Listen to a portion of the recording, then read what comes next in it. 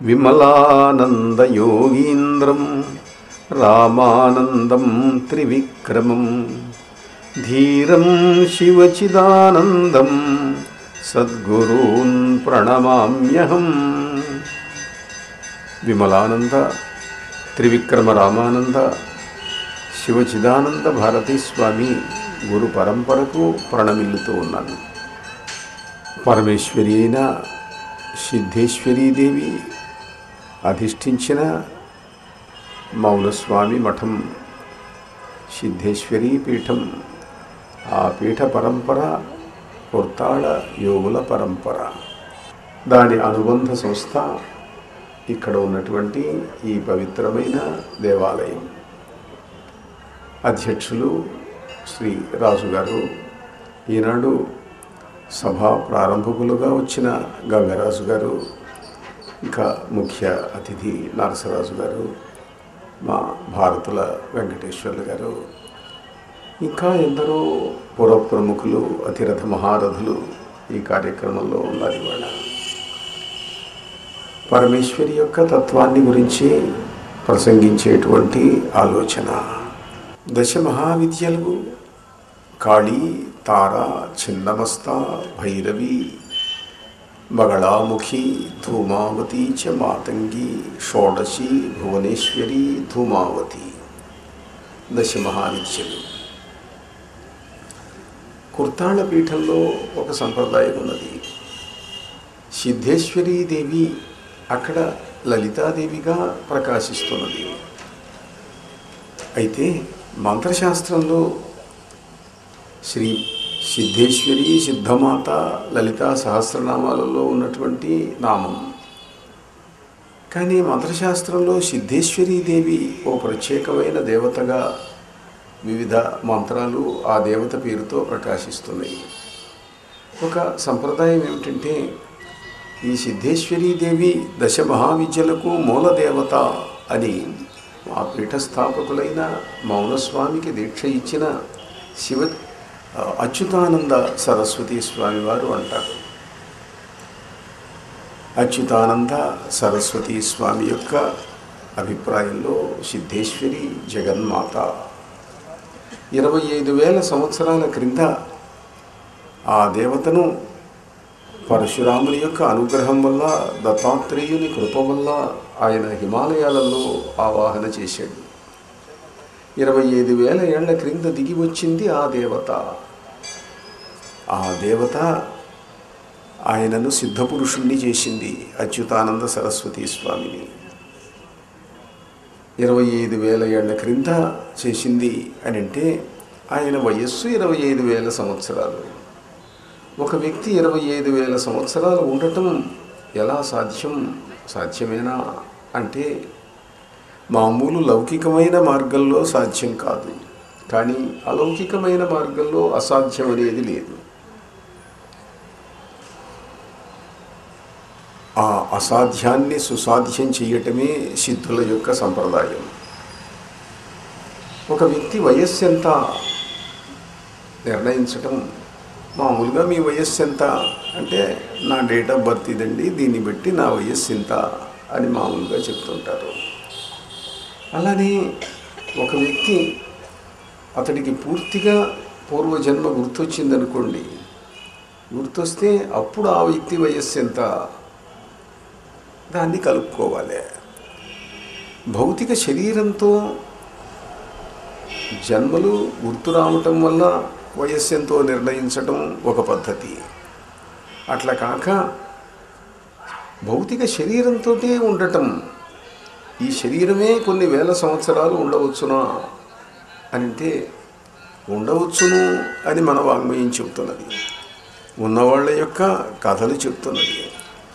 దశ మహావిద్యా దేవతలు కాళీ, తార మొదలైన దేవతలను ఆరాధించి వేల సంవత్సరాలు జీవించిన మహనీయుల యొక్క గాథలను మనకు తెలియజేస్తున్నది ప్రాచీన చరిత్ర, సిద్ధుల యొక్క గాథలు. దుర్గాదేవిని ఆరాధించిన వారు, ఆ పరమేశ్వరి యొక్క అనుగ్రహం వల్ల దీర్ఘాయువును పొందినవారు, పూర్వజన్మలు గుర్తొచ్చిన వాళ్ళు ఎందరో ఎందరో ఉన్నారు.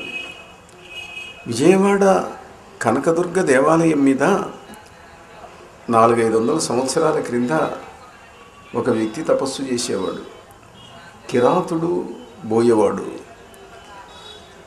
అతడు దుర్గాదేవి, మల్లేశ్వరుడు వాళ్ళ యొక్క అనుగ్రహం వల్ల అతడికి పూర్వజన్మ గుర్తొచ్చింది. గుర్తొస్తే అతడు ఒక శాసనం వేశాడు కొండ మీద. దుర్గాదేవి కొండ మీద ఒక శాసనం వేశాడు. కనకదుర్గ ఆలయానికి కొద్ది దూరంలో ఇటీవల ఆ శాసనం దొరికింది. ఆ శాసనంలో ఉన్నది, కలియమబోయని కుమారుడనైన త్రికూటబోయెడను నేను. వాడి తండ్రి పేరు కలియమబోయెట్ట, కిరాత జాతి, కోయ జాతి వాడు. ఇక్కడ నేను తపస్సు చేశాను, నా పేరు త్రికూటబోయెడు.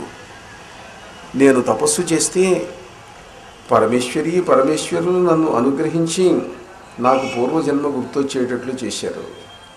కనకదుర్గ నా యందు అనుగ్రహాన్ని చూపించింది. ఆ అనుగ్రహం వల్ల నేనెవరినో, పూర్వజన్మలో ఎవరినో తెలుసుకున్నాను అని అర్జునుని గురించి చెప్పాడు. అర్జున ఫల్గుణ పార్థ కిరీటి శ్వేతవాహన బీభత్సుర్విజయో జిష్ణు సవ్యసాచీ ధనంజయ అన్న శ్లోకాన్ని కూడా చెక్కిచ్చాడు. దాంట్లో చెక్కిచ్చి ఆయన ఇంద్రకీల పర్వతం మీద తపస్సు చేసినప్పుడు నేను ఆయనకు సకుడిగా ఉండేవాడిని. ఆయనకు పరివారంలో ఉండి ఆయనకు నేను సేవ చేశాను. నేనప్పుడు ఒక యక్షుడిగా ఉండి అర్జునునకు సేవ చేసినటువంటి వాడిని నేను. ఆ తర్వాత నా జన్మ మారింది. ఇప్పుడు ఇక్కడ కోయ జాతిలో పుట్టాను. కానీ దుర్గా మల్లేశ్వరుల యొక్క అనుగ్రహం వల్ల నేనెవరినో నాకు గుర్తొచ్చింది అని అంటాడు. అంటే పరమేశ్వరి అయిన దుర్గను ఆరాధిస్తే, మల్లేశ్వరుణ్ణి ఆరాధిస్తే ఇటువంటి దివ్యజ్ఞానం కలుగుతుంది.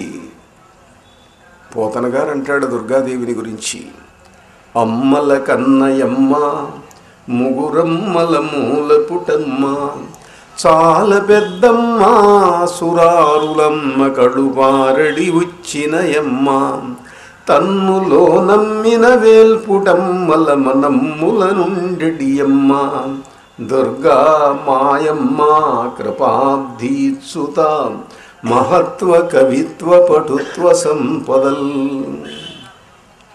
పోతన గారు తనకు కవిత్వం ఇమ్మని దుర్గాదేవిని కోరాడట. మామూలుగా సరస్వతీదేవిని కోరుతారు, విద్యాదేవిని కూడా ప్రార్థించాడు ఆయన. శారద నీరదేందు ఘనసార పటీర మరాళ మల్లికాహార తుషార పేన రజతాచల కాశ ఫణీశ కుంద మందార సుధాపయోధి సీతతామర సామర వాహిని శుభాకారతనొప్పు నిన్ను మది కానగయన్నడు కల్గు భారతి అని శారదను, భారతీదేవిని స్తోత్రం చేశాడు. కానీ కవిత్వం ఇమ్మని దుర్గాదేవిని అడుగుతున్నాడు. అంటే ప్రాచీన కాలంలో ఎవరి ఇష్టదేవతలు వాళ్ళు ఎవరి వల్ల కవిత్వం పొందారో ఆ ఇష్టదేవతలు ఎందరో ఉండేటువంటి వాళ్ళు. తెలుగులో భట్టుమూర్తి అని ఒక కవి ఉన్నాడు. ఆయన అంటాడు, నాకు హనుమంతుడి వల్ల కవిత్వం వచ్చింది అని అంటాడు. నన్ను శ్రీరామ పదారవింద భజనానందున్ జగత్ ప్రాణనందన కారుణ్య కటాక్షలబ్ధ కవితాధారా సుధారాసి సంజనితైకైక దిన ప్రబంధ ఘటికా సద్యశత గ్రంథ కల్పను సంగీత కళా రహస్య నిధి అంటాడు. రాముడి పాదములు అర్చిస్తాను, ఆంజనేయుని యొక్క అనుగ్రహం వల్ల నాకు కవిత్వం వచ్చింది అంటాడు. తెలుగులో వల్లభరాయుడు అని ఒక కవి ఉన్నాడు. ఆయన అంటాడు, నాకు భైరవుడి అనుగ్రహం వల్ల కవిత్వం వచ్చింది అంటాడు. ప్రత్యక్షమైనట్టి భైరవ స్వామిచే సిద్ధ సారస్వత శ్రీవరించే. మోపూరు, కడప జిల్లా పులివెందుల దగ్గర మోపూర్ అని ఉన్నది. మోహన శైలము అని అంటారు, చిన్న కొండ లాంటిది. దాని మీద బాలభైరవుడు ఉన్నాడు. భైరవేశ్వరుడి యొక్క ఆలయం ఉన్నది ఇప్పుడు. 500-600 సంవత్సరాల క్రింద, 500 ఏళ్ల క్రింద మహాకవి శ్రీనాథుడు అక్కడికి వెళ్ళాడు, వల్లభరాయుడు అక్కడికి వెళ్ళాడు. వల్లభరాయుడు నాకు భైరవుడి వల్ల కవిత్వం వచ్చింది అన్నాడు. అంటూ ఆ భైరవ స్వామిని అద్భుతంగా వర్ణిస్తాడు ఆయన, తనకు కవిత్వం ఇచ్చినవాడు. చంద్రఖండములతో సరివచ్చుననవచ్చు విమలదంష్ట్రాప్రరోహములవాని, పవడంపు కొనలతో ప్రతివచ్చుననవచ్చు కుటిల కోమల జటాఛటలవాని, ఇంద్రనీలములతో ఎనవచ్చుననవచ్చు కమనీయతర దేహ కాంతివాని, ఉడురాజు రుచులతో రవచ్చుననవచ్చు చెంచెన్మలాట్టహాసములవాని, సిగ్గుమాలిన మొలవాని చిరుతవాని, ఎల్లకాలంబు మురికినాడేలువాని, అర్ధిమోపూర అవతారమైనవాని, భైరవుని కొల్వవచ్చిరి భక్తవరులు. ఆ భైరవుడు ఆయనకు కవిత్వం ఇచ్చట. మొన్న 19వ తేదీ నాడు ఆ భైరవాలయంలో కాళీ విగ్రహ ప్రతిష్ఠ చేశాను వెళ్ళి నేను. భైరవుడికి ఇష్టం కాళీదేవి అంటే. అలాంటి వివిధ దేవతలను ఆరాధిస్తారు. అనేక దేవతలు ఏదైనా ఇస్తారనుకోండి. లేకపోతే ఇవాళ మనకు డాక్టర్స్లో ఎట్లనైతే స్పెషలిస్టు రకరకాల రంగాల్లో ఉన్నారో, దేవతల్లో కూడా కొందరు స్పెషలిస్టు. కొన్ని దీనికి, కొందరు దీనికి, కొందరు దానికి, కొందరు చదివిచ్చేవాళ్ళు, కొందరు యుద్ధం చేయించేవాళ్ళు, కొందరు ఆరోగ్యం ఇచ్చేవాళ్ళు, ఇట్లా రకరకాలుగా ఉంటారు. అలా సిద్ధేశ్వరీదేవి ఆమె మహాశక్తి. ఆ వయస్సును గురించి చెప్తూ పోతన గారు చెప్పిన దుర్గాదేవిని గురించి గుర్తు తెచ్చుకున్నాము. దుర్గాదేవి అనుగ్రహం వల్ల ఒక వ్యక్తికి ఇక్కడ కొండ మీద జన్మాంతర స్మృతి కలిగింది. ఈ దేవి పెదవిపై ఎల్ల నవ్వు వీక్షించి పులకించి పోగున్న ముని జనంబు, ఏ దేవి కన్నుల ఎర్ర జీరను చూచి కంపించి పోవు దిక్పాలగండము, ఏ దేవి సేవించునే వేళ ప్రేమతో ఇందుధరుండు మల్లేశ్వరుండు, ఏ దేవి గుల్చి యోగీంద్రులు సిద్ధులు మహనీయ శక్తి సంపన్నులైరి, ఏ మహాదేవి దర్శనాదృష్టమునకు వేచియుందురు మునులును వేల్పులెప్పుడు, అమ్మహాదేవి కనకదుర్గాంబ సతము అమృత దృక్కుల మిమ్ము కాపాడుగాక. ఈ క్షేత్ర దేవత అయిన కనకదుర్గా మిమ్మల్ని ఎప్పుడూ రక్షించునుగాక అని భావిస్తూ ఇలా అచ్యుతానంద సరస్వతీ స్వామి హిమాలయాలలో సిద్ధేశ్వరీదేవిని ఆవాహన చేస్తే 25,000 ఏళ్ల క్రింద ఆయన ఎన్ని జన్మలు మారినవో అదే శరీరంతో ఉన్నాడో. కానీ ఆంధ్రదేశం నుండి మన మౌనస్వామి అక్కడికి వెళ్ళేసరికి అక్కడ ఆయన ఆ దివ్యమైన శక్తితో ప్రకాశిస్తున్నాడు. ఆయన మౌనస్వామికి సన్యాస దీక్ష ఇచ్చాడు. ఇస్తే మౌనస్వామి కాపడికి మౌనస్వామి కాలే. అప్పుడు శివచిదానంద స్వామి అయినాడు గురువు యొక్క అనుగ్రహం వల్ల. ఆయన అన్నాడు, నీకు ఏ దేవత ఇష్టం అంటే, గురువుగారు ఏ దేవత ఉంది, నాకు గురువే దేవత అన్నాడు ఆయన. గురుర్ బ్రహ్మ గురుర్ విష్ణు గురుర్ దేవో మహేశ్వర గురు సాక్షాత్ పరబ్రహ్మ తస్మై శ్రీ గురవే నమః అన్నాడు ఆయన. నిజమే, మంచిదే. కానీ నాకు సిద్ధేశ్వరీదేవి నన్ను అనుగ్రహించిన దేవత. ఆ దేవత నిన్ను అనుగ్రహించేట్టు చేస్తాను. ఆ దేవత అనుగ్రహం ఉంటే నువ్వు కాళీతారా చిన్నమస్తా భైరవి ఇత్యాది దేవతా మంత్రములకు సిద్ధత్వం వస్తుంది నీకు. సిద్ధేశ్వరిని ఉపాసించు, దశమహావిద్యలకు అధికారాన్ని సంపాదించు. నాకు దత్తాత్రేయుడు ఈ విద్యను అనుగ్రహించాడు. దత్తాత్రేయుణ్ణి ఉపాసించు, ఆయన అనుగ్రహం ఉంటే ఏదైనా సాధించవచ్చు. దత్త సంప్రదాయం మనది అన్నాడు ఆయన. ఇప్పటికి కూడా కుర్తాళానికి కొంచెం దూరంలో కొండ ఉన్నది, పాపనాశనం వాటర్ ఫాల్స్ కొండ అని అక్కడ కొండ ఉన్నది. ఆ కొండ మీద దత్తాత్రేయుని యొక్క ఆశ్రమం ఇది అని చూపిస్తారు. ఎక్కడి దత్తాత్రేయ స్వామి, ఎక్కడి ఉత్తరాపథం దక్షిణాపథం. మాహురం, మహారాష్ట్రలోని మాహురం కొండల మీద దత్తాత్రేయుని ఆశ్రమం ఉన్నది. అత్రి అనసూయల యొక్క ఆశ్రమం ఉన్నది. మాహురియే ఏకవీరిక, ఏకవీరాదేవి యొక్క ఆలయం, అష్టాదశ మహావిద్యలలో ఒకటైన ఏకవీరాదేవి యొక్క ఆలయం అది శక్తి క్షేత్రం, శక్తిపీఠం ఉన్నది. అక్కడ ప్రధానంగా దత్తస్వామి పుట్టిన చోటు అని చెప్తారు. సరే, ఆయన దివ్యక్షేత్రాలు ఎన్నో చోట్ల ఉన్నాయనుకోండి భారతదేశంలో. ఏమో ఎప్పటివాడు 190 కోట్ల సంవత్సరాల కిందివాడు దత్తాత్రేయ స్వామి అని అంటే, ప్రహ్లాదుడు దత్తాత్రేయ స్వామిని దర్శించినట్టుగా మనకు భాగవతంలో కనిపిస్తుంది. ప్రహ్లాదుడు ఎప్పటివాడు? హిరణ్యకశిపుని యొక్క కుమారుడు.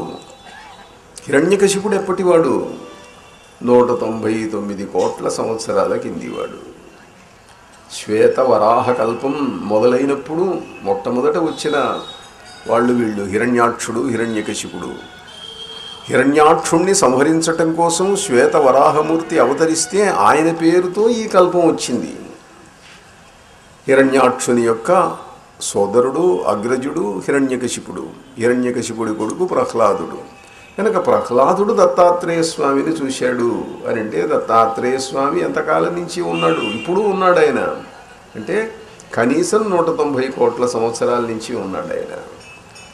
ఈ లక్షలు కోట్లు సంవత్సరాలు సిద్ధులు, యోగీశ్వరులు, మహనీయులు, వాళ్లకు వాళ్ళ శరీరాలు ఎట్లాంటివో, ఏ దివ్య శరీరాలో, ఏ సిద్ధ శరీరాలో ఏమో ఆశ్చర్యం వేస్తుంది.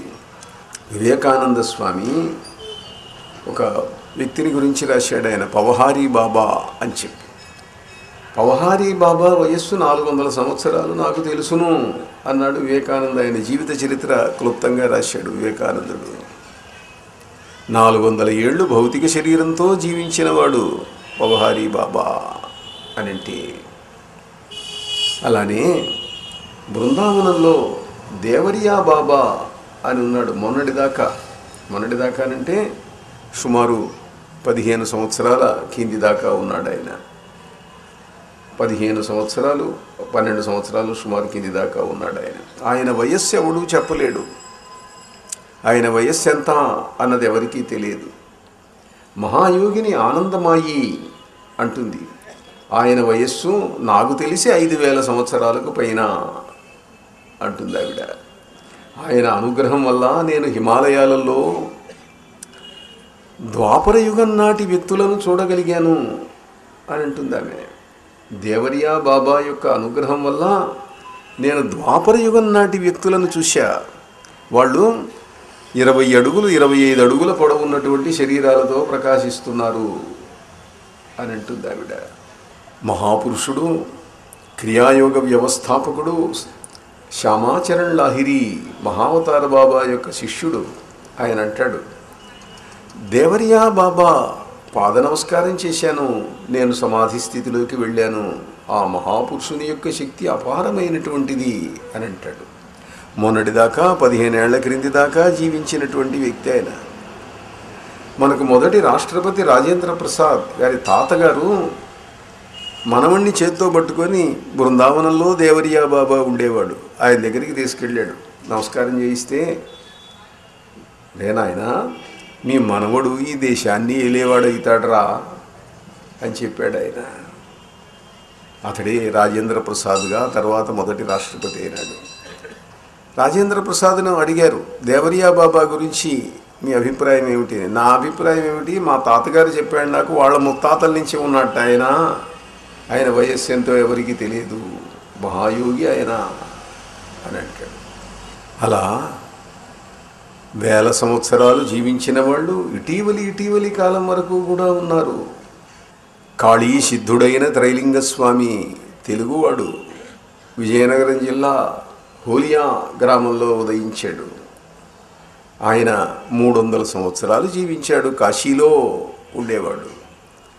కాశీ క్షేత్రంలో ఆయన సిద్ధపురుషుడు, దిగంబరుడు తిరుగుతూ ఉండేవాడు. ఆయన 300 పౌండ్ల బరువైన శరీరం, 6 అడుగుల పైన ఎత్తు, 6.5 అడుగులు ఉండేవాడు ఆయన. 286 సంవత్సరాలు జీవించాడు. మహాపురుషుడు, నాకు మహాపురుషుడైన వ్యక్తి. నాకు బాగా ఆప్తమిత్రుడు. 250 సంవత్సరాల క్రింద నాకు మంచి స్నేహితుడు ఆయన. భౌతిక శరీరాన్ని విడిచిపెట్టినా సిద్ధ శరీరంతో సంచరిస్తున్న వ్యక్తి. నేను మొన్న కాలభైరవుడి ఆలయానికి కాశీలో వెళితే కాలభైరవుడు దర్శనం చేసుకొని వస్తున్నాను. ఇంకా త్రైలింగ స్వామి ఆశ్రమానికి వెళ్ళలే. కొంచెం ఎత్తుగా కొండలాంటి దాని మీద గుట్ట మీద ఉంటుంది. నన్ను చూడడానికి ఇంకా రాలేదేమయ్యా అన్నాడు. వస్తున్నాను స్వామి అని అప్పుడే అక్కడి నుంచి అక్కడికి ఆయన దర్శనానికి వెళ్ళటం జరిగింది. అలా మహనీయులైనటువంటి వ్యక్తులు భౌతిక శరీరంతో 100 సంవత్సరాలు ఉన్నవాళ్లను కాళీమంత్ర సిద్ధుడైన త్రైలింగ స్వామి వంటి వారు మనకు మొన్నటిదాకా ఉన్నటువంటి వారి.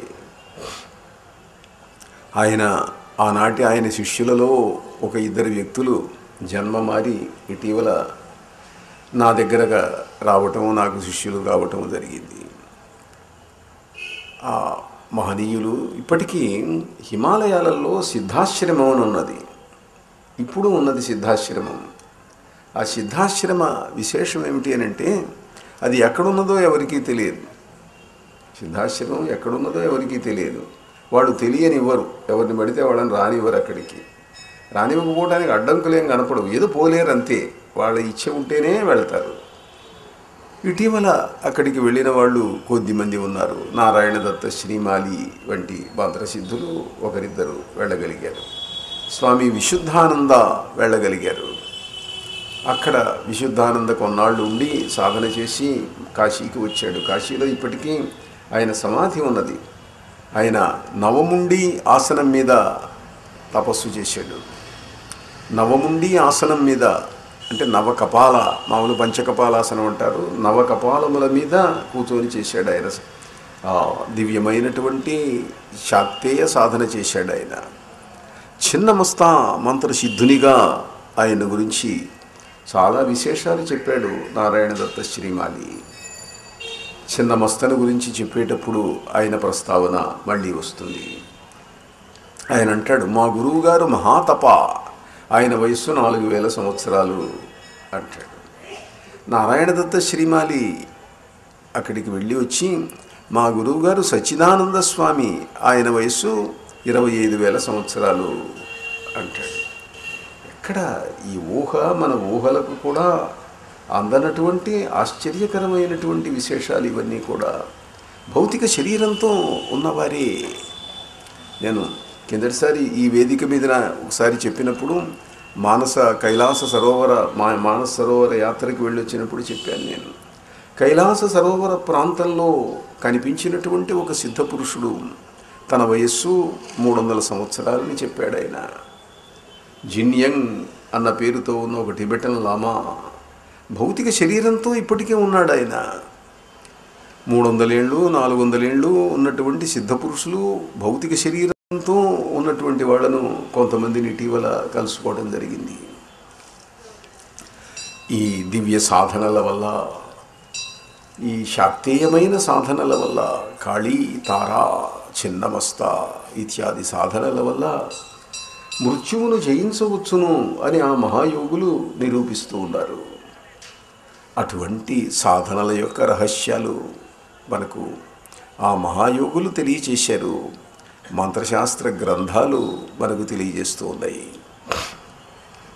అనంతమైనటువంటి ఆ మహాశక్తి, మృత్యుంజయత్వాన్ని ప్రసాదించేటువంటి ఆ దేవతలు, సృష్టికి మొదటి నుండి వస్తున్నటువంటి ఆ పరమేశ్వరి యొక్క అనంతమైన చైతన్యం, సాహిశ్రీ రముత అమృత కళ అంటుంది వేదం. సృష్టికి మొట్టమొదట ఎవరున్నారు? పురుషుడా, స్త్రీయా? అనంతమైన బ్రహ్మపదార్థం చైతన్యం. నా స్త్రీ పుమాన్నో తవ సత్యదేహం వ్యోమైవ లోకేశ్వరి చింతనీయం. స్త్రీ కాదు, పురుషుడు కాదు, అనంత చైతన్యం. అది పురుషాకారాన్ని ధరించింది, అని కొందరు మహర్షులు దర్శించారు. స్త్రీ యొక్క ఆకారాన్ని ధరించింది అని మరికొందరు మహర్షులు దర్శించారు. అన్ని దర్శనాలు సత్యమే, ఎవరి దర్శనాన్ని కాదనే హక్కు మనకు లేదు. కేనోపనిషత్తులో కథ ఒకటి ఉన్నది. దేవతలంతా రాక్షసుల మీద విజయాన్ని సాధించారట. విజయాన్ని సాధిస్తే అందరికీ సంతోషం కలిగింది. విజయోత్సవం చేసుకుంటున్నారు. ఓ, నేను ఇంత రాక్షసులను చంపాను, ఇంత యుద్ధం చేశాను అని ఒకళ్ళొకళ్ళు ప్రశంసలు చేసుకుంటున్నారు. ఉత్సాహంగా ఉపన్యాసాలు చెప్తున్నారు. పరమేశ్వరి ఒక క్షణం చూసింది. వీళ్ళు దేవతలు మంచివాళ్ళు, కానీ కొంచెం అహంకారం వచ్చింది వీళ్లకు. నేనింతవాణ్ణి అని చెప్పుకుంటున్నారు. వీళ్ళేం రాక్షసులు కాదు, దుర్మార్గులు గారు, కానీ కొంచెం అహంకారం వచ్చింది. ఈ అహంకారం వీళ్ళలో ఉంటే అది ప్రమాదం. అహంకారాన్ని పోగొట్టాలా. గర్వాపనోదనాయ పరమేశ్వరి వీళ్లకు గర్వాపనోదనం చెయ్యాలి అని పరమేశ్వరి అనుకున్నదిట. అనుకొని ఉన్నట్టుండి అంత దూరంలో ఒక మహా తేజస్సు, ఒక దివ్యమైన అనంత తేజస్సు ఉన్నట్టుండి ఆ పాతాళము నుండి చీల్చుకొని భూమి మీదికి వచ్చి ఆకాశానికి అంత ఎత్తు ఒక పెద్ద తేజో వలయం వచ్చింది. అందరూ దిగ్భ్రాంతితో చూశారు. ఎక్కడిది తేజస్సు? ఎవరు ఇక్కడ? దాంట్లో నుంచి ఏమీ తెలియటం లేదు. కళ్ళు విరిమిట్లు కొలుపుతున్నాయి. ఆ తేజస్సును చూశారు ఇంద్ర, వాయు, అగ్ని. అందరూ ఇంద్రాగ్ని, యమ, నిరుతి, వరుణ, వాయు, కుబేర, ఈశాన దిక్పాలకులందరూ చూశారు. చూసి ఇంద్రుడు దేవతలకు ప్రభువు. ఆయన అన్నాడు, ఆయన అగ్నిదేవుణ్ణి పిలిచాడు. అగ్నిని పిలిచి అదేమిటో చూసిరా అన్నాడు. లోకంలో పద్ధతి అది. ఒక మహారాజు, మహాచక్రవర్తి ఉన్నాడనుకోండి, చిన్న పనికి పెద్ద పనికి ఆయన పోడు. కింద వాళ్ళని ఆజ్ఞాపిస్తాడు, నువ్వు పోయి అదేమిటో చూసిరా అంటాడు, లేకపోతే ఆ పని చేసిరా అంటాడు. అది అధికార లక్షణం. వాడు స్వయంగా పోకూడదు ప్రతిదానికి కూడా. అగ్నిదేవుడు వెళ్ళాడు. వెళ్ళి అక్కడ నిల్చున్నాడు. నిల్చుంటే ఆ తేజస్సులో నుండి ఒక వాక్కు వినిపిస్తున్నది. ఎవరు నువ్వు? నేను అగ్నిని. అగ్నివా? నీ శక్తి ఏమిటి? నేను ఈ ప్రపంచంలో దేన్నైనా దహించగలను. నా శక్తిని మించిన శక్తి లేదు. సర్వలోకములను కావాలంటే క్షణమాత్రంలో దహించగలను. ఇంతకు నువ్వెవరు అన్నాడు అగ్ని. నేనెవరో తెలుసుకునే శక్తి నీకు లేదు. నీ శక్తి ఏమిటో నిరూపించు. ఇదిగో నీ ముందు ఒక గడ్డి పరక ఉన్నది, ఆ గడ్డి పరకను దహించు అన్నది ఆ తేజస్సు. అగ్నిదేవుడు చూశాడు. ఆ గడ్డి పరకను దహించడానికి ప్రయత్నించాడు. ఎంత ప్రయత్నించినా ఆయన వల్ల కాలే. ఆ గడ్డి పరక అంటుకోలే. ఆశ్చర్యపడ్డాడు. తన సమస్త శక్తి వినియోగించినా ఒక్క రవ్వ కూడా గడ్డి పరక దహనం కావటం లేదు, అంటుకోవటం లేదు. సిగ్గుపడ్డాడు. తల ఉంచుకొని వెనక్కి వెళ్ళిపోయినాడు. నేను తెలుసుకోలేకపోయినాను మహేంద్ర అన్నాడు. నేను తెలుసుకోలేకపోయినాను. వాయువును పిలిచాడు ఇంద్రుడు. నువ్వు వెళ్ళి చూడు అన్నాడు. వాయువు వెళ్ళాడు. ఎవరు నువ్వు? నేను వాయుదేవుణ్ణి. నీ శక్తి ఏమిటి? నేను దేన్నైనా కదిలించగలను. కులపర్వతాలనైనా సరే అలా విసిరేసేయగలను. ఈ బ్రహ్మాండం మొత్తాన్ని ఒక్క విసురున తిరిగి ఎంత దూరమైనా పడేట్టు చేయగలను నేను. నా శక్తికి మించింది లేదు. నేను లేకపోతే ప్రాణులు జీవించలేరు అసలు. అలానా? అంత గొప్పవాడివా నువ్వు ఈ గడ్డి పరకని ఇక్కడి నుంచి కదిలించు అని ఆ తేజస్సు అన్నది. గడ్డి పరకను కదిలించడానికి ప్రయత్నించాడు వాయువు. విఫలుడైనాడు. ఆయన వల్ల గాలే. ఒక్క రవ్వ కూడా కదల్లే ఆ గడ్డి పరక. సిగ్గుపడ్డాడు వాయుదేవుడు. వెనక్కి వెళ్ళిపోయినాడు. ఇంద్రా, నా వల్ల కాలేదు. ఇంకా అగ్ని వాయువు వల్ల కాకపోతే ఇంకా మిగతా వాళ్ళని పంపించేం ప్రయోజనం లేదులే అనుకున్నాడు ఆయన. ఆయనే మరి పోవటానికి ధైర్యం చాలలే. కొంచెం దూరం వెళ్ళాడు. అక్కడ కూర్చున్నాడు. కళ్ళు మూసుకున్నాడు. నువ్వెవరో నేను తెలుసుకోలేకపోతున్నాను, నాకు తెలిసేట్టు చెయ్యి అని ధ్యానంలో కూర్చున్నాడు. ఎంతకాలం కూర్చున్నాడో. ప్రాచీన కాలంలో 1 సంవత్సరం, 2 సంవత్సరాలు, 100 సంవత్సరాలు వాళ్లకు లెక్కలోది కాదు. కొన్ని వందల సంవత్సరాలు ధ్యానంలో ఉన్నాడు అంటుంది కేనోపనిషత్తు. మొత్తం మీద ఆయన ధ్యానంలో ఉన్నాడు. అప్పుడు ఆ పరమేశ్వరి అంతరిక్షంలో ఒక్కసారి అలా విస్తరించుకున్నట్టుగా అయిపోయిందిట. ఉమాం హైమవతీం బహుశోభమానాం. ఆకాశమంతా ఆకాశే స్త్రియమాజగామ. ఆకాశంలో ఒక స్త్రీ యొక్క ఆకారం వచ్చేసిందిట. ఆ తేజస్సు ఆకాశానికి వచ్చింది, అది ఒక స్త్రీ ఆకారాన్ని ధరించింది. ఉమాం హైమవతీం బహుశోభమానాం. అత్యంత శోభతో ప్రకాశించే బంగారు రంగుతో ఉన్నటువంటి ఒక దేవత అక్కడ కనిపించింది. ఇంద్రాది దేవతలందరూ కూడా ఆమెకు నమస్కారం చేశారు. ఆమె అన్నది, నేనే మీకు శక్తిని ప్రసాదించాను, మిమ్మల్ని గెలిచేట్లు చేశాను. మీలో అహంకారాన్ని చూసి దాన్ని పోగొట్టడానికి వచ్చాను నేను. అహంకరించకండి. అనంతమైనటువంటి నా శక్తి మీలోకి వస్తే మీరు గెలిచారు, అది తెలుసుకోండి అన్నది. అందరూ కూడా ఆ పరమేశ్వరికి అంజలి ఘటించారు. అలా కేనోపనిషత్తులో పరమేశ్వరి యొక్క ఒక దివ్యమైన అవతారం ఏ రకంగా వచ్చిందో, సర్వ సృష్టికి సృష్టి స్థితి లయములకు కారణమైనటువంటి ఆ మహాశక్తి ఏ రకంగా ప్రకాశించిందో కేనోపనిషత్తులో మనకు కనిపిస్తుంది. అలా రాడసి, బృహతి, శ్రీరసి, ఇంద్రపత్ని, ధర్మపత్ని పరమేశ్వరి, సర్వ సృష్టి స్థితి లయములకు కారణమైనటువంటి పరమేశ్వరి, ఆమె శ్రీ, ఇంద్రపత్ని, ధర్మపత్ని అని యజుర్వేదం చెబుతున్నది. ఈ విధంగా సృష్టి ఆదియందు, సృష్టికి మొట్టమొదట ఉన్నటువంటి ఆ పరమేశ్వరి శక్తి ఆమె అనంత సృష్టిని చేసింది అని చెప్పి శాక్తేయుల యొక్క విశ్వాసం. ఆ విశ్వాసం విస్తరించగా దేవతల యొక్క నిర్గుణమైనటువంటి చైతన్యంలో నుండి సగుణమైనటువంటి దేవతలు వచ్చారు. ఆ వచ్చిన దేవతలే కాళీ, తార మొదలైనవనండి, లేకపోతే సరస్వతి, లక్ష్మి, పార్వతి, దుర్గా, ఏదైనా సరే పేర్లెన్నో. సర్వాణి రూపాణి విచిత్య ధీర నామాని కృత్వాభివదన్ యదాస్తి. అన్ని నామములు ఆమెవే, అన్ని నామములు ఆయనవే, అన్ని రూపములు వారివి. అలా ఆ పరమేశ్వరి ధరించిన అనంతమైన ఆ చిచ్చక్తి ధరించినటువంటి కొన్ని రూపాలను గురించి మనకు శాక్తేయ విద్యలలో దేవీ భాగవతంలో కనిపిస్తుంది, కాళీ పురాణంలో కనిపిస్తుంది. ఇంకా అనేక పురాణాలలో ఆ దేవి ధరించినటువంటి అవతార విశేషాలు ఎన్నో ఎన్నో కనిపిస్తాయి మనకు.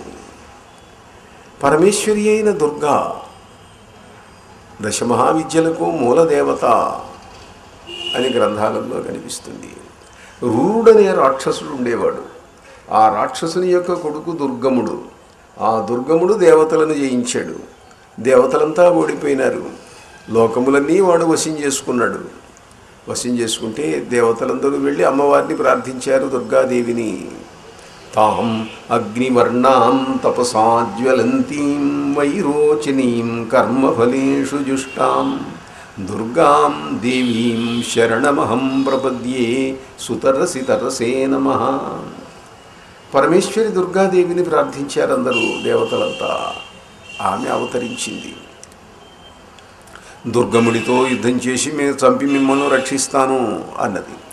ఆ యుద్ధం చాలా దీర్ఘకాలం జరిగినట్టుగా మనకు పురాణాలు చెబుతున్నాయి. వాడు ఎన్నో నెలలు యుద్ధాలు జరుగుతున్నది. వాడు అసామాన్యమైన శక్తి గలవాడు, తపస్సు వల్ల శక్తి పొందినటువంటి వాడు. అందువల్ల యుద్ధం జరుగుతూ ఉంటే చివరకు ఆమె ముందు ఆగలేక వాడు పారిపోవటానికి ప్రయత్నించాట. ఎటూ పారిపోవటానికి వీలు లేకుండా ఆ మహాదేవి దుర్గాదేవి 10 దిక్కులను ఆవరించింది. 10 దిక్కులు ఏమిటండి? 8 కదా దిక్కులు మనకు.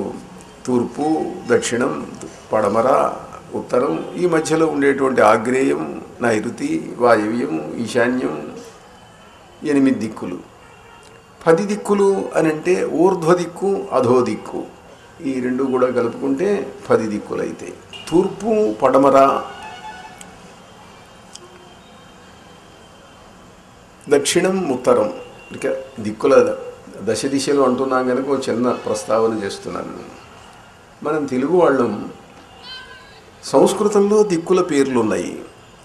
సంస్కృతంలో తూర్పు దిక్కు అంటే ప్రాచీ, ప్రాచీ. దక్షిణం అని సంస్కృతం మాటే. ఉత్తరం అది సంస్కృతమే. పడమర తెలుగు మాట. మనకు తెలిసి తూర్పు పడమర ఈ రెండు తెలుగు మాటలు. ఉత్తరం దక్షిణం సంస్కృతంలో నుంచి తెచ్చుకున్నాం. మరి ప్రాచీన కాలంలో ఉత్తరాన్ని దక్షిణం అన్న రెండు మాటలకు కూడా దిక్కులకు కూడా తెలుగు పేర్లు ఏవో ఉండవచ్చుని. ఆ దిక్కులకు తెలుగు పేర్లు ఏమిటి? ఇదేమిటండి దక్షిణం ఉత్తరం అని అంటే దక్షిణం ఉత్తరం సంస్కృతం మాటలు, మరి తెలుగు పేర్లు ఏమిటి? తెలుగులో అది వాటికి పేరు లేదా? తెలుగులో దక్షిణం అంటే ఏమిటి అంటే ద్రవిడ భాషల్లో ప్రాచీన తెలుగులో గనక మనం వెతికితే తెన్ అనే మాట కనిపిస్తుంది. తెన్ అంటే దక్షిణం. ఇప్పటికి కూడా మా కుర్తాళ్ళ దగ్గర తెన్కాశీ అని ఉన్నది. తెన్కాశీ అంటే దక్షిణ కాశీ అని అర్థం. తెన్మెరల్ అంటే తెమ్మెరలు. అదిగో పిల్ల తెమ్మెరలు బీచుచున్నవి అని మన పుస్తకాల్లో ఉంటుంది. తెమ్మెరల్ అంటే తెన్మెరల్ అంటే దక్షిణ దిక్కు నుండి వస్తున్నటువంటి గాలులు అని అర్థం. కనుక తెన్ అని అంటే దక్షిణం. తెన్గు అంటే దక్షిణ దిక్కున ఉండేటువంటి వాళ్ళు తెన్గు వాళ్ళు. అలానే మరి ఉత్తరానికి ఏమిటి? ఉత్తరం అంటే ద్రవిడ భాషలో వడగు అని ఉన్నది. వాళ్ళు వడగులు. మనకు ప్రాచీన శాసనాలలో గ్రంథాలలో వడగు అన్నమాట కనిపిస్తుంది. వడగులు వాళ్ళు అంటే ఉత్తరాది వాళ్ళు అని అర్థం. కనుక తూర్పు తెన్ను, వడగు పడమర వడగు. ఇలా తెలుగులో మాటలు చాలా అదృశ్యమైపోయినాయి, కాలగర్భంలో కలిసిపోయినాయి. సంస్కృతం వాటి స్థానాన్ని ఆక్రమించింది. ఇంకా ఆ తర్వాత ఇంగ్లీష్ ఆక్రమించింది. రోజు అందరూ భోజనం చేస్తున్నారు, అన్నం తింటున్నారు. అన్నము భోజనము రెండు సంస్కృతం మాటలే. దానికి తెలుగు ఏమిటి ఒకసారి ఆలోచించండి. అన్నం తింటున్నాము, భోజనం చేస్తున్నాము అంటే ఇప్పుడు అది కూడా మానేశారులేండి. ఏదో మీల్స్ తీసుకుంటున్నాము. ఇప్పుడు హోటల్కి వెళ్తారు, అయితే ఒక మీల్ పట్టరా, ఒక మీల్స్ టికెట్ అని అంటాడు. భోజనానికి కూర్చుంటారు హోటల్లో. భోజనానికి కూర్చుంటే వాడేదో తెచ్చి పెడతాడు. మీకేదో మధ్యలో ఏమైనా కావాల్సి వచ్చిందనుకోండి, అన్నం కావాలా, లేకపోతే పచ్చడి కావాలా, కాస్త కూర కావాలా, తెలుగు మాటలు వాడటానికి నామోషి పడతారు.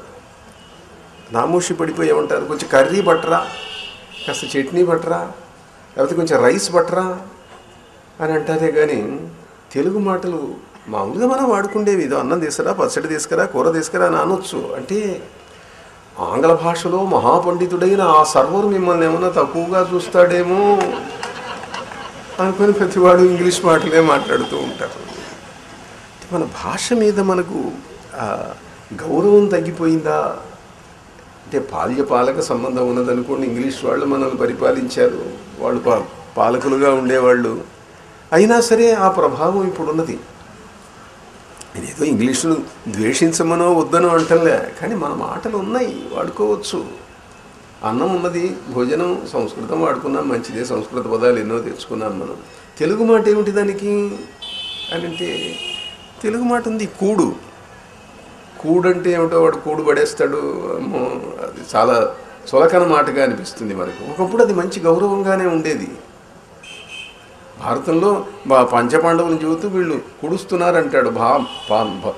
వాసవ నందనుండు కుడువన్ బటు బారుదాహతించేసి చలించి దీపశిఖ చెచ్చెదబోడు. పదాలు కూడా భాషలో చిత్రం ఏమిటంటే కొన్ని గౌరవాన్ని పొందుతాయి, కొన్ని గౌరవాన్ని పోగొట్టుకుంటాయి. కాలక్రమాన కొన్ని పదాల గౌరవం పోతున్నది, కొన్ని పదాల గౌరవం వస్తుంది. భాషా చరిత్రలో చాలా చిత్రమైనటువంటి విశేషాలు కనిపిస్తాయి. సరే, వాటి జోలికి భాషాశాస్త్రం జోలికి ఎందుకు కానివ్వండి. మళ్ళీ మనం మన దశమహావిద్యల్లోకి వద్దాం. ఇలా దశమహావిద్యల్లో సిద్ధేశ్వరీదేవి మౌనస్వామి అన్నాడు, గురువుగారు నేను హిమాలయాలలో తపస్సు చేసుకుంటానని వచ్చానండి, ఇక్కడే ఉండిపోతాను, నేను తపస్సు చేసుకుంటాను అన్నాడు. అంటే ఆయన అన్నాడు, తపస్సు నువ్వు చెయ్యి. తపస్సు చేస్తే ఏమొస్తుంది? నీకు దేవతానుగ్రహం వస్తుంది. నేను దేవతానుగ్రహాన్ని నీకు ఇస్తా. నువ్వు తపస్సు చేయకుండానే ఇస్తా నీకు. ఇక్కడ ఒక పద్ధతి ఉన్నది. ఇక్కడ ఇది సిద్ధ భూమిక. ఈ సిద్ధ భూమికలో మేము కొందరు వ్యక్తులను సుశిక్షితులను చేస్తాము. వాళ్ళకు ట్రైనింగ్ ఇస్తాము. ట్రైనింగ్ ఇచ్చి ఇక్కడ ఉంచే వాళ్ళని ఇక్కడ ఉంచుతాం. వివిధ ప్రదేశాలకు వెళ్ళే వాళ్ళను, వెళ్ళవలసిన వాళ్ళను ఎవరిని ఎక్కడికి పంపించాలో అక్కడికి పంపిస్తాము. ఎవరిని ఎక్కడికి పంపించాలో అక్కడికి పంపిస్తాము. కొందరిని విదేశాలకు పంపిస్తాము, కొందరిని స్వదేశంలో కొన్ని ప్రాంతాలకు పంపిస్తాము. నీకు సిద్ధేశ్వరీ దేవిని ఇస్తాను. నువ్వు దక్షిణాపథానికి వెళ్ళు. దక్షిణాపథంలో చివరకు వెళ్ళు. అక్కడ ఆధ్యాత్మిక చైతన్యాన్ని కలిగించు. నాస్తికులను ఆస్తికులను చెయ్యి. దివ్యమైనటువంటి మహిమలు ప్రదర్శించి దైవ సామ్రాజ్యాన్ని నిర్మించు. కాలక్రమాన ఈ దేశానికి స్వాతంత్ర్యం రావాలనంటే దైవ చైతన్యం యొక్క మహాశక్తి పెరగాల. ఆ పెరగాలనంటే నీ వంటి వాళ్ళు ఇక్కడ కళ్ళు మూసుకొని కూర్చొని తపస్సు చేసి ఇక్కడ సిద్ధులు సంపాదిస్తారు. ఇక్కడ సిద్ధులు చాలామంది ఉన్నారు, మహాపురుషులు, మహాసిద్ధులు ఉన్నారు ఇక్కడ. కానీ ప్రజలలోకి వెళ్ళి ఆ సిద్ధ ప్రభావాన్ని చూపించగల వాళ్ళు ఇవాళ అవసరం. అందుకని నీవు దక్షిణ దేశానికి వెళ్ళు అని ఆజ్ఞాపించాడు ఆయన. ఆ ఆజ్ఞ పురస్కరించుకొని ఆయన వెంట గురుశక్తి సిద్ధేశ్వరీదేవి వస్తే ఆ సిద్ధేశ్వరీదేవితో కుర్తాళం చేరుకున్నాడు మౌనస్వామి. సిద్ధులకు ఒక ప్రణాళిక ఉన్నది. ఆ ప్రణాళికను అనుసరించి కార్యక్రమాలు జరుగుతూ ఉంటాయి. ఆ సిద్ధ ప్రణాళికలో భాగంగా వాళ్ళు ఒక్కొక్క చోటికి కొంతమందిని పంపిస్తూ ఉంటారు.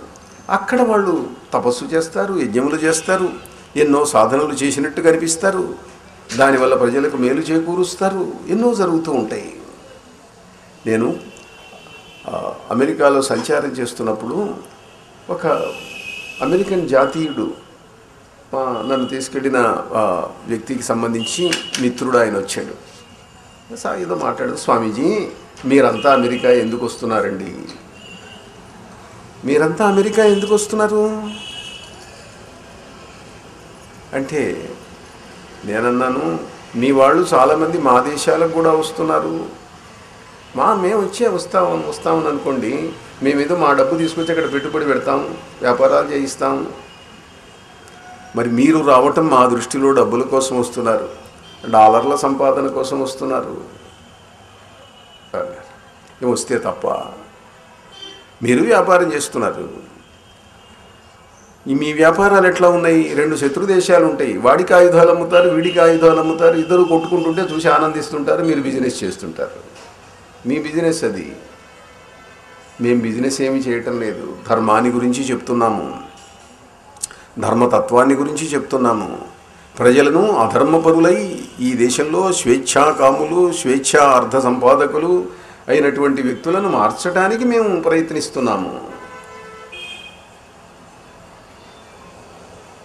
ఏమోనండి, నేను నమ్మలేకపోతున్నాను. నీ నమ్మకంతో మాకు పని లేదు. మా కర్తవ్యం మాది, మేము చేసేది ప్రణాళిక మాది. యాదృచ్ఛికంగా ధనం వస్తే వస్తుంది. ధనాన్ని తిరస్కరించవలసిన అవసరం లేదు, ధనం వెంటబడవలసిన అవసరము లేదు. మా కార్యక్రమం వేరు, మా ప్రణాళిక వేరు. మా ప్రణాళికను అనుసరించి ప్రపంచంలో ఏ మూలకైనా ఇవాళ హిందూ యోగులు వెళ్తారు, హిందూ సన్యాసులు వెళ్తారు, వెళ్ళి ధర్మ ప్రతిష్టాపన కోసం ప్రయత్నిస్తారు. అంటే అతడు ఇంకో మాట అన్నాడు, స్వామీజీ నేను మీ గ్రంథాలు చదివానండి, మీ అవతారాలను, దశావతారాలు మొదలైనవి కూడా నేను చదువుకున్నాను, విన్నాను. మీ భగవద్గీత ఇక్కడ చాలామంది చెప్పారు, భగవద్గీతోపన్యాసాలు అవి విన్నాను నేను. మీ దేవుడు పాపం పెరిగినప్పుడు, అవినీతి పెరిగినప్పుడు, అధర్మం పెరిగినప్పుడు అవతరిస్తాడని భగవద్గీతలో కనిపిస్తున్నది. యదా యదా హి ధర్మస్య గ్లానిర్భవతి భారత అభ్యుత్థానం అధర్మస్య తదాత్మానం సృజామ్యహం పరిత్రాణాయ సాధూనాం వినాశాయ చ దుష్కృతాం ధర్మ సంస్థాపనార్థాయ సంభవామి యుగే యుగే అని ఉన్నది కదండి. అవును, ఉన్నదయ్యా. మీ అవతారాలన్నీ ఎక్కడొచ్చినాయండి? మత్స్య కూర్మో వరాహశ్చ నారసింహశ్చ వామనః రామో రామశ్చ కృష్ణశ్చ బుద్ధ కల్కిస్తథైవ చ. అన్ని అవతారాలు మీ భారతదేశంలోనే కదండి వచ్చింది. మా దేశంలో ఏదైనా ఒక అవతారం వచ్చిందే? ఎందువల్ల? పాపం పెరిగితే అవతారం వస్తుందని మీరే చెబుతున్నారు. మీ దేశస్థులందరూ పాపాత్ములు, వేల లక్షల సంవత్సరాలుగా పాపాలు చేస్తున్నారు కనుక అవతారాలు అక్కడ పుడుతున్నాయి. మాది పుణ్యాత్ముల దేశం, మా దేశంలో ఒక అవతారం కూడా రాలేదు కనుక మా దేశం పాపం లేని మా దేశానికి మీరందరూ ఎందుకండి రావటం? మీ దేశంలో మీరు ధర్మ ప్రబోధం చేసుకోండి, పాపం పోగొట్టుకోండి. అతడు అనుకున్నాడు, నేను చాలా తెలివిగా ప్రశ్నలు వేశాను, దీనికి ఏం సమాధానం ఉండదు అని అనుకున్నాడు. అంటే నేనన్నాను, పాపం బాగా పెరిగినప్పుడు అవతారాలు వస్తాయి. 5000 సంవత్సరాల కింద మాకు కృష్ణావతారం వచ్చింది, తర్వాత ఇంకా పెద్ద అవతారం రావాల్సిన అవసరం కలగలే, ఇంకా అంత పాపం పెరగలే. మీ దేశం ఎక్కడిది? నిన్న మొన్నటి దేశం అంతా 200 ఏళ్ళు లేదు మీకు దేశం పుట్టి, అప్పుడే అవతారాలు కావాలని కోరుకుంటున్నారా మీరు? మీ దేశం వచ్చిందంటే ఇక్కడికి వచ్చారు, అక్కడ ఉన్న రెడ్ ఇండియన్స్ అందరినీ చంపారు తుపాకులతోటి, కొన్ని వేల లక్షల మందిని చంపేసి ఆ దేశాన్ని ఆక్రమించుకున్నారు. ఆ మహాపాపాలు ఇవన్నీ ఉన్నాయి. ఇప్పుడు మీ దగ్గరికి అవతారాలు రావాల్సిన అవసరం వచ్చింది.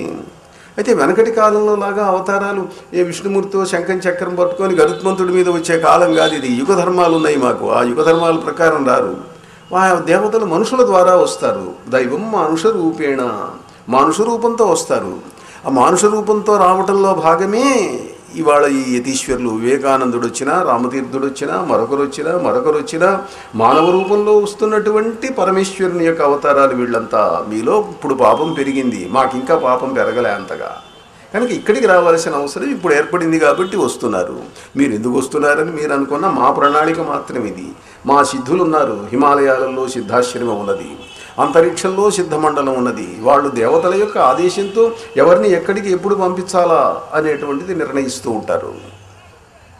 మహాపురుషుడైనటువంటి రామకృష్ణ పరమహంస కాళీ మంత్రసిద్ధుడై ఆయన వివేకానందుడికి తన తపశ్శక్తి ధారపోస్తే ఆ వివేకానందుడు అమెరికా వెళ్ళాడు. అమెరికా వెళితే మొట్టమొదటి ఉపన్యాసం అయిన తర్వాత రామకృష్ణుని మహిమ, కాళీదేవి యొక్క అనుగ్రహం ఎంత విచిత్రంగా ఉన్నది అని అంటే, ఉపన్యాసం చెప్పి జేజేలు అందుకొని మెట్లు దిగి వస్తున్నాడు ఆయన వివేకానందుడు. వస్తుంటే ఒక తల్లి ఒక పిల్లవాడు వచ్చారు. 20 ఏళ్ల కుర్రాడు ఓ పెద్ద ఆవిడ వచ్చి ఆయనకు నమస్కారం చేశారు. నమస్కారం చేసి, స్వామి మిమ్మల్ని చూడాలని చాలా కాలం నుంచి అనుకుంటున్నాను అన్నాడు ఆ కుర్రాడు. వివేకానందుడు నవ్వాడు. నన్ను మీరు 15 సంవత్సరాల కింద నా ప్రాణాలు పోకుండా కాపాడారు. ఈ చికాగోకు దగ్గరే మా ఊరు. నేను చిన్న వయస్సులో ఈత నేర్చుకుందామని స్విమ్మింగ్ పూల్లోకి వెళ్ళాను. చిన్నవాడిని, ఎవరూ లేరు, తెలియక లోతుకు వెళ్ళాను, మునిగిపోతున్నాను, ప్రాణం పోతున్నది. అప్పుడు మీరు వచ్చారు, నన్ను పట్టుకొని పైకి తీసుకొచ్చి ఒడ్డున పడేసి నా పొట్ట నొక్కి నీళ్లు బయటకు వచ్చేట్టు చేసి నాకు తెలివి వచ్చేట్టు చేశారు.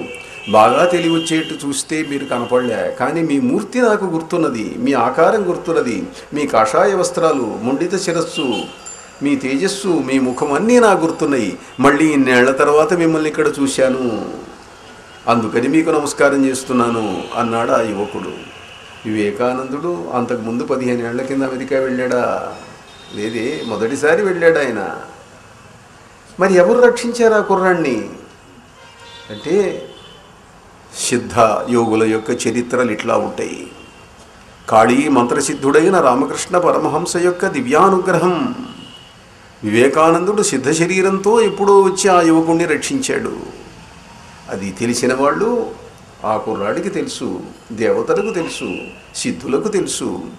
మహనీయుల యొక్క జీవిత చరిత్రలలో దేవతల యొక్క పాత్ర, సిద్ధుల యొక్క పాత్ర ఈ రకంగా ప్రకాశిస్తూ ఉంటుంది. కనుక మహాపురుషులైనటువంటి వ్యక్తులు సిద్ధాశ్రమ యోగుల యొక్క ప్రేరణ చేత దిగంతములకు కూడా ఇవాళ వెళ్తున్నారు. వాళ్ళ ప్రణాళిక ఒక విశిష్టమైనటువంటిది. అటువంటి ప్రణాళికలో భాగంగానే ఇవాళ భారతదేశంలో హిందూ మతం అనేక విధములైన ప్రమాదాలను ఎదుర్కొంటున్నది, ఇబ్బందులను ఎదుర్కొంటున్నది. లౌకికమైనటువంటి శక్తి సరిపోవటం లేదు. లౌకికమైన శక్తి కావాలి అని అంటే దేవతల యొక్క అనుగ్రహం కావాలి. దేవతల అనుగ్రహం కావాలి అని అంటే ఈ కాళీ, తార మొదలైన దేవతలను గురించి తపస్సు చేయాలి, యజ్ఞములు చేయాలి, హోమములు చేయాలి. ఆ అనుగ్రహం తెచ్చుకోవాలా? తెచ్చుకోవలసి